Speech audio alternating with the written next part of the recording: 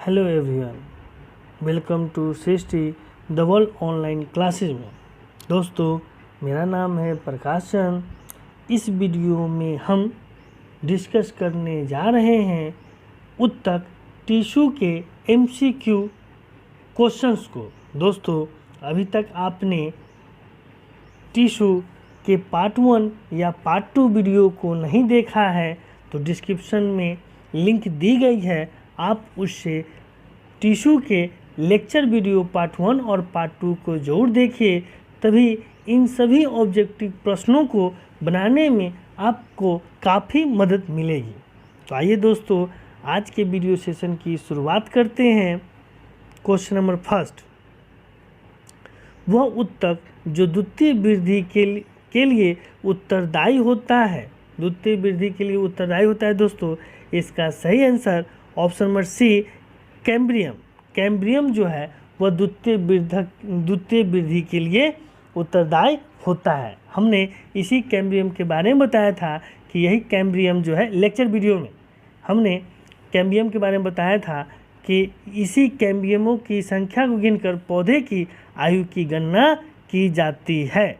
Next question है दोस्तों, व्यापारिक कॉर्क प्राप्त की जाती है, तो व्यापारिक कॉर्क प्राप्त की जाती है ऑप्शन नंबर सी। इसका सही आंसर होगा दोस्तों कॉर्क कैम्बियम से। नेक्स्ट क्वेश्चन है दोस्तों, पादपों में बना खाद्य पदार्थ पौधे के विभिन्न अंगों में किसके द्वारा पहुंचता है। दोस्तों, इसको हमने लेक्चर वीडियो में बताया है कि यह जो है, जब भोजन पौधे तैयार कर लेते हैं तो वह जो भोजन वह खाद्य पदार्थ को जो है फ्लोएम उत्तक के माध्यम से पौधे के विभिन्न अंगों तक पहुंचाने का कार्य किया जाता है। नेक्स्ट है, पादपों में जल तथा खनिज लवणों का संचालन किसके द्वारा होता है। दोस्तों, इसका सही answer option number A, xylem के द्वारा जो है सो जड़ों से खनिज लवण, जल इत्यादि को जो है अवशोषित कर पत्तियों तक पहुंचाई जाती है, जहां फोटोसिंथेसिस की क्रिया होती है और भोजन का निर्माण होता है। दोस्तों, इसे याद रखने के लिए एक ट्रिक है,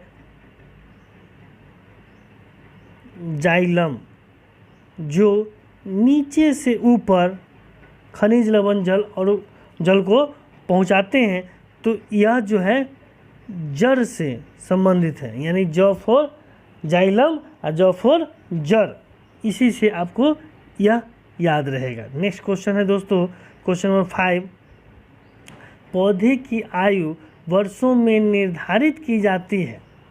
दोस्तों, इसका सही आंसर है ऑप्शन नंबर सी, इनमें वार्षिक बलियों की संख्या के आधार पर जो है, इसी को कैम्ब्रियम कहा जाता है, इसी को गिनने के आधार पर जो है वृक्षों की आयु की गणना की जाती है। नेक्स्ट क्वेश्चन है दोस्तों, वायुदूतक एरेनकाइमा पाया जाता है। एरेनकाइमा कहाँ पाया जाता है दोस्तों, तो हमने लेक्चर वीडियो में बताया था, एरेनकाइमा कमल के डंठल इत्यादि या जो जलकुंभी होते हैं उनमें पाई जाती है, तो यह हाइड्रोफाइट्स में पाए जाते हैं। नेक्स्ट क्वेश्चन है दोस्तों, आर्किड में विलामेन उत्तक पाया जाता है।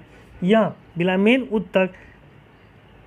उत्तक पाया जाता है, तो कहाँ होते हैं। इसका सही आंसर ऑप्शन बी, मूलों में, यह रूट्स में पाए जाते हैं।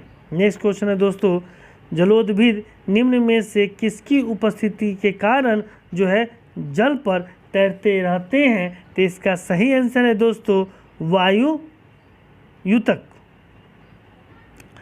जो है उसके कारण जो है जल पर तैरते रहते हैं। नेक्स्ट क्वेश्चन है दोस्तों, शीर्षस्थ विभाजोत्तक उत्तरदायी होते हैं। यानी शीर्षस्थ विभाजोत्तक, इसी को ही अंग्रेजी में क्या कहते हैं, एपिकल मेरिस्टेमेटिक टिश्यू कहा गया।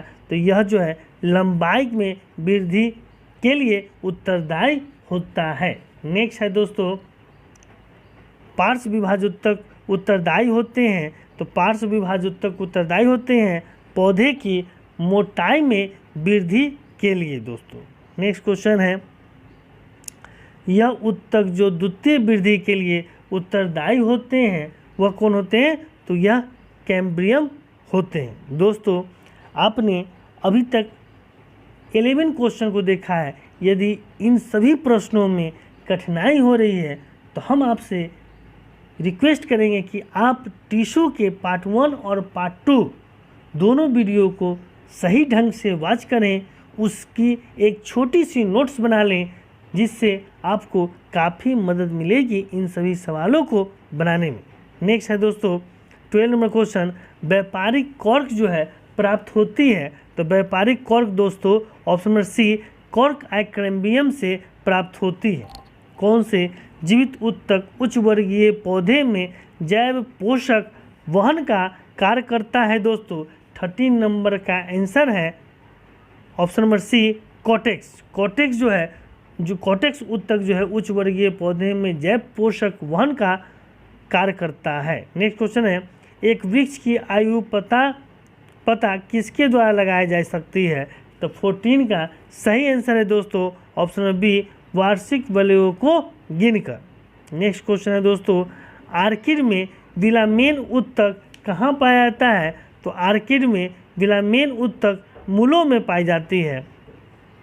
नेक्स्ट है, निम्न में से किसकी सक्रियता के कारण वृद्धि वलय बनता है? 16 का सही आंसर है दोस्तों ऑप्शन नंबर ए अंतररंध्रीय एधा की मदद से जो है वार्षिक वलय का निर्माण होता है।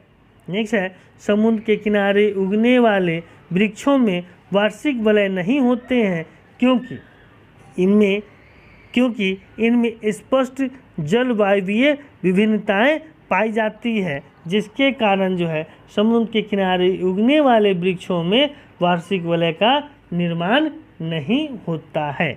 नेक्स्ट क्वेश्चन है दोस्तों, एक वृक्ष के पुराने तने की अनुपस्थ काट में 50 वार्षिक वलय मिलते हैं, तो वृक्ष की आयु होगी दोस्तों एक वलय एक रिंग के लिए 1 वर्ष और दूसरे रिंग के लिए 2 वर्ष।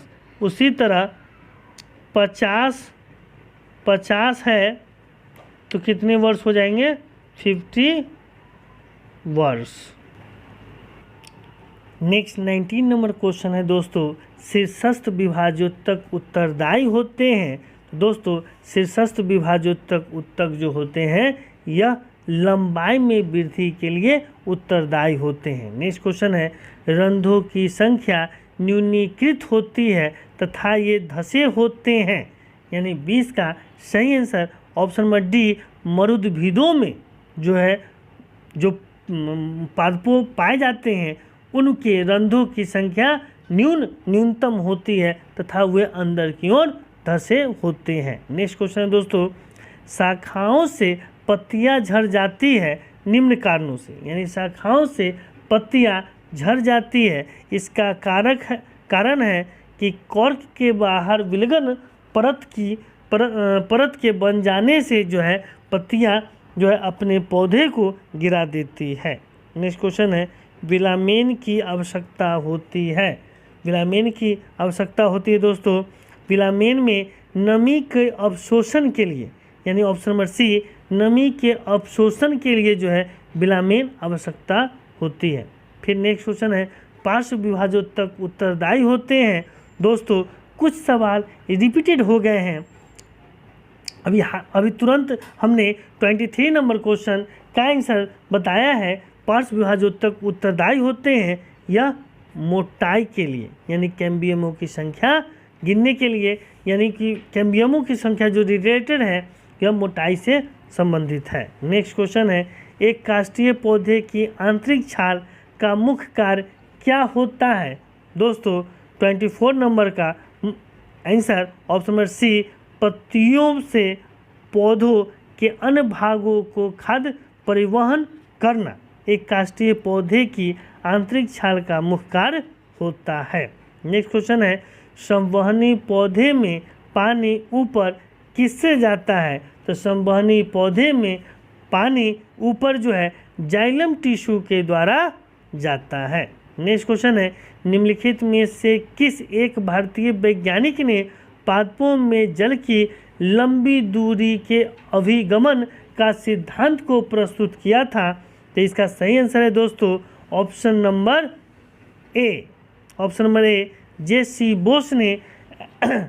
बोस ने पादपों में जल की लंबी दूरी के अभिगमन का सिद्धांत को प्रस्तुत किया था और जे.सी. बोस ने ही कहा था कि पादपों में जीवन है, वे भी सांस लेते हैं। नेक्स्ट क्वेश्चन है दोस्तों, हिस्टोलॉजी शब्द का सर्वप्रथम प्रयोग किसने किया था? तो इसका सही आंसर है ऑप्शन नंबर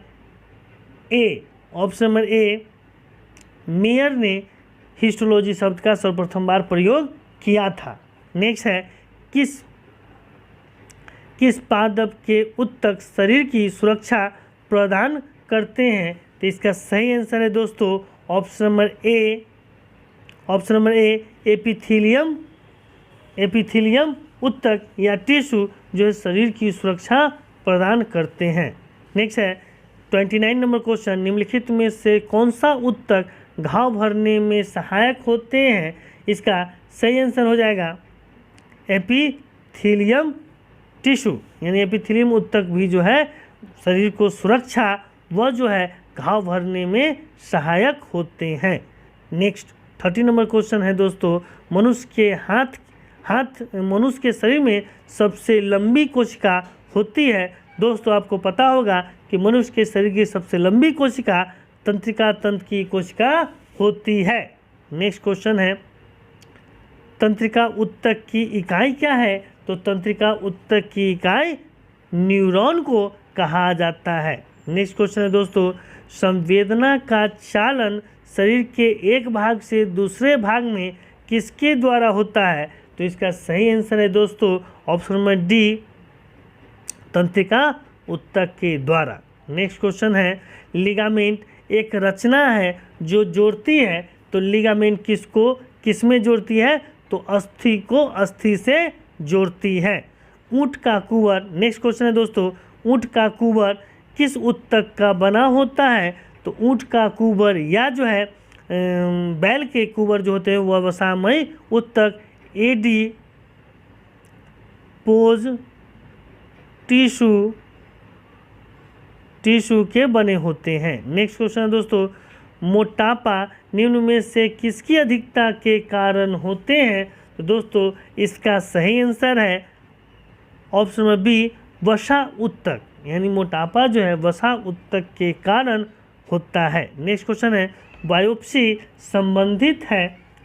संबंधित है। इसका सही आंसर है दोस्तों परीक्षण के लिए ऊतकों को शरीर से अलग करना। इसी बायोप्सी को ही जो है दोस्तों पोस्टमार्टम बोली जाती है, यानी किसी के हत्या के कारण में जो है परीक्षण के लिए उसके शरीर से जो ऊतक निकाले जाते हैं, इन ऊतकों को बायोप्सी कही जाती है। और किस अंग के ऊतक का प्रयोग किया जाता है? तो वह जो है लीवर के टिश्यू को शरीर से काटकर अलग कर लिया जाता है दोस्तों, जिससे उसके असली घटना के बारे में पता चल सके। नेक्स्ट क्वेश्चन है दोस्तों, मस्ट कोशिकाएं पाई जाती है। इसका सही आंसर है दोस्तों संयोजी ऊतक में। मस्ट कोशिका पाई जाती है संयोजी ऊतक में, जिसे अंग्रेजी में कनेक्टिव टिश्यू कहा जाता है। नेक्स्ट 42 नंबर क्वेश्चन है दोस्तों, दांत मुख्य रूप से बने होते हैं। इसका सही आंसर है दोस्तों ऑप्शन नंबर डी, ओडोंटोब्लास्टस के मुख्य रूप से बने होते हैं, जो कैल्शियम का एक अंग होता है। नेक्स्ट क्वेश्चन है 43 नंबर दोस्तों, दांत का शिखर किसका बना होता है दोस्तों? तो दांत का शिखर जो है एनामिल, यानी 43 नंबर का आंसर एनामिल है दोस्तों, यानी दांत का शिखर एनामिल का बना होता है। नेक्स्ट क्वेश्चन है दोस्तों कि नाभिक रज्जु है, यह जो है ऑप्शन नंबर सी, प्रौढ़ संयोजी ऊतक को नाभि रज्जु कहा जाता है। नेक्स्ट 45 नंबर क्वेश्चन, किसी जीवित शरीर के भीतर कोशिका या ऊतक की मृत्यु को कहा जाता है? दोस्तों इसका सही आंसर है ऑप्शन नंबर ए, न्यूट्रोफिलिया। जीवित शरीर के भीतर कोशिका या ऊतकों के मृत्यु को न्यूट्रोफिलिया कहा जाता है। नेक्स्ट क्वेश्चन है दोस्तों, हिस्टोलॉजी शब्द का सर्वप्रथम बार प्रयोग किए थे। यह क्वेश्चन रिपीटेड हो गया है दोस्तों, इसका अभी अभी तुरंत हमने इसका सही आंसर बताया है ऑप्शन नंबर ए, मेयर ने हिस्टोलॉजी शब्द का सर्वप्रथम बार प्रयोग किया था। नेक्स्ट 47 नंबर क्वेश्चन, निम्नलिखित में से कौन एक शरीर को गर्म रखने हेतु उत्तरदायी होते हैं? इसका सही आंसर है दोस्तों ऑप्शन नंबर सी, वसामय ऊतक। दोस्तों जाड़े की ऋतु में हम लोग एक कमेंट्स पास करते हैं मोटे लोगों पर कि मोटे लोगों को जो है ठंड कम लगती है। इसके वास्तविक कारण जो है यही वसामय ऊतक होते हैं दोस्तों, जिसके कारण शरीर को गर्म रखा जा सकता है। नेक्स्ट क्वेश्चन है दोस्तों, सेबेसियस ग्रंथि पाई जाती है। तो सेबेसियस ग्रंथि दोस्तों ऑप्शन नंबर बी, स्तनियों की त्वचा के डर्मिस में जो है यह जो है ग्रंथियाँ पाई जाती है। नेक्स्ट क्वेश्चन है दोस्तों, मनुष्य की त्वचा की सबसे मोटी होती है, यानी मनुष्य की त्वचा सबसे मोटी होती है कहाँ की? तो इसका सही आंसर है ऑप्शन नंबर बी, तलवे की। निम्नलिखित ऑप्शन के अनुसार दोस्तों तलवे की जो त्वचा होती है वो काफ़ी सशक्त मजबूत होती है। नेक्स्ट 15 क्वेश्चन है दोस्तों, लेक्राइमल ग्रंथियाँ स्रावित करते हैं। दोस्तों जब हम फिजिक्स के जो आइस चैप्टर लाइट को पढ़ाएंगे उसमें लेक्राइमल ग्रंथियों को भी फिगर के माध्यम से समझाने का प्रयास करेंगे, और लेक्राइमल ग्रंथियाँ से आंसू का स्राव होता है। नेक्स्ट क्वेश्चन है दोस्तों, किसी जीवित देह के भीतर कोशिका या ऊतक की मृत्यु को क्या कहा जाता है? तो 51 का सही आंसर है न्यूट्रोफिलिया। नेक्स्ट क्वेश्चन है दोस्तों, किस ऊतक के नख, खुर व सींग बने होते हैं? दोस्तों इसका सही आंसर है ऑप्शन नंबर सी, केराटिन के। नेक्स्ट है, आरएच कारक ने अपना यह नाम किस जानवर से लिया है? तो इसका सही आंसर है ऑप्शन नंबर ए, बंदर से।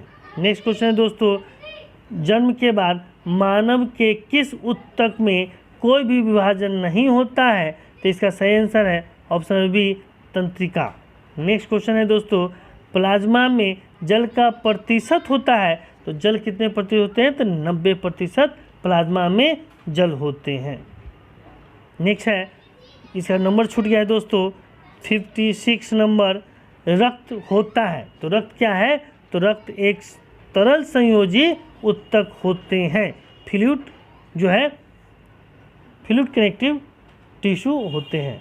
दोस्तों ये थे आपके ऊतक टिश्यू के MCQ ऑब्जेक्टिव क्वेश्चन। दोस्तों यदि यह वीडियो आपको पसंद आई हो तो आप इसे लाइक करें, शेयर करें, सब्सक्राइब करें दोस्तों, ताकि यह परिवार जो सृष्टि द वर्ल्ड जो परिवार है, इस परिवार के सदस्यों की संख्या को बढ़ाया जा सके। दोस्तों आप इसे ज़्यादा से ज़्यादा उन लोगों तक पहुंचाने का प्रयास करें जो अंतिम एज में हैं और उन्हें आने वाले एग्जामों में निश्चित तौर पर सफलता की आवश्यकता है। उन्हें आप ज़रूर इस चैनल के बारे में बताएं। धन्यवाद। जय हिंद।